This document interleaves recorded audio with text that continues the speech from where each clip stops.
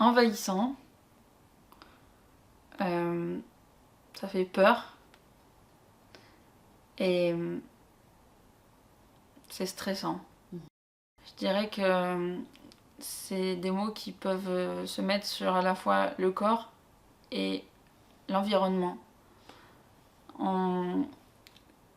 Aller chez le médecin, c'est se livrer à quelque chose, se livrer à quelqu'un, et du coup c'est déjà perdre un petit peu de contrôle.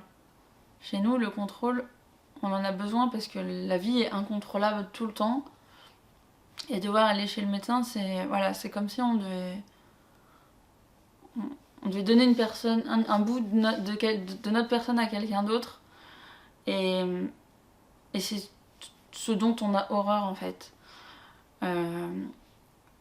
Du coup, c'est angoissant, c'est envahissant parce que pendant un moment, on va devoir lâcher prise, on va devoir laisser le contrôle pour que l'auscultation, le rendez-vous puisse se passer. Et c'est très coûteux. Donc, soit on y arrive et on prend énormément sur nous, ce qui peut derrière donner des crises, des surcharges, soit tout simplement on n'y arrive pas. Et là, on repousse, on procrastine et on évite au maximum.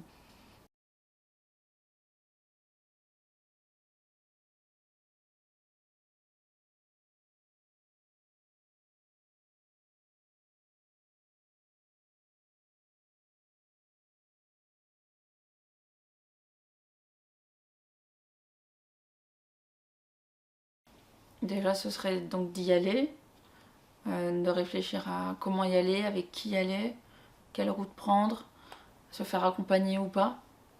Et puis une fois qu'on y est, c'est l'angoisse de la salle d'attente. Où se mettre, qui nous regarde, est-ce qu'il y a des écrans de lumière, est-ce qu'il y a du bruit, est-ce que le téléphone va sonner. Comme si d'un coup on était au milieu d'une salle et qu'on devait tout analyser. On peut pas juste aller s'asseoir comme tout le monde et attendre. C'est un flot d'informations qui arrive. Ensuite, il y a cette attente qui, malheureusement, chez le médecin est des fois très longue. Donc ça nous laisse libre accès encore plus à des pensées envahissantes, à de l'anxiété. On peut commencer à avoir des gestes d'autostimulation, à se balancer, à bouger les membres, à bouger les lèvres, à parler. Ce qui en plus va influencer les autres personnes à nous fixer, à nous regarder, parce que là on a l'air bizarre.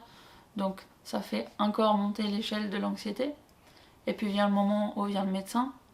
Dans le meilleur des cas, c'est quelqu'un qu'on connaît. Dans le pire des cas, c'est un remplaçant, quelqu'un qu'on n'a jamais vu. Donc si c'est le cas, si la personne on l'a jamais vu, donc là c'est encore une nouvelle épreuve. On a besoin de cartographier la personne, donc on va essayer de la scanner dans notre tête, mais ça va très vite. On peut pas la reconnaître, on peut pas l'identifier. Puis après, il y a cette fameuse poignée de main qui est angoissante. Les microbes sont présents sur le médecin, mais du coup dans la salle d'attente aussi. Et sinon, après, dans le contact, il y a la phrase que demande le médecin, pourquoi on vient. Donc des fois, on ne sait pas vraiment, on a du mal à décrire, on a du mal à savoir, ou tout simplement on est mutique, parce que quand on doit parler de soi, c'est compliqué. Et puis passer du coup toute cette rencontre sociale, il y a l'auscultation en elle-même.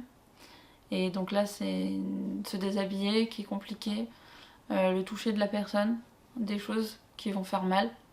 Moi, prendre l'attention, ça me fait réellement mal. Me coucher, je suis souvent très raide, donc quand les personnes me demandent de me détendre ou de relâcher les bras, c'est impossible. Souvent, je tremble beaucoup.